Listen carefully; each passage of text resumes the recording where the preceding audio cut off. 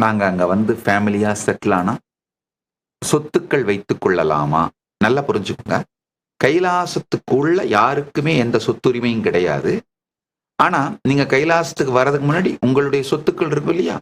நீங்க சம்பாரிச்ச சொத்துக்கள். அதை உங்கள் பெயரிலேயே வைத்துக் கொள்ளலாம். அதை நீங்கள் உங்கள் பெயராலேயே நிர்வகித்துக் கொள்ளலாம். அது உங்களுடைய உரிமை.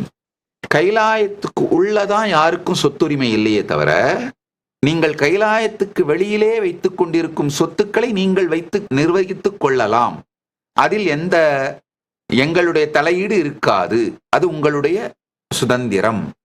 அந்த சொத்துக்களிலிருந்து வருகின்ற வருமானம் உங்களுடையது.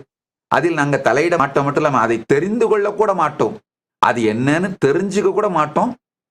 அதுல தலையிடவும் மாட்டோம். அதுக்கு எங்களுக்கு சம்பந்தம் கிடையாது. சோ இதுதான் உங்கள் சொத்துக்களை பற்றி கைலாயம் எடுக்கின்ற முடிவுகள். எங்களுடைய ஸ்டாண்ட் இதுதான்.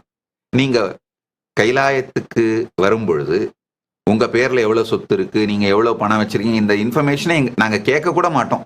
எங்களுக்கு சொல்ல கூட வேண்டியதில்லை. அது உங்கள் வாழ்க்கை. அதில் தலையிட மாட்டோம். அதுக்கு எங்களுக்கு சம்பந்தம் இல்லை.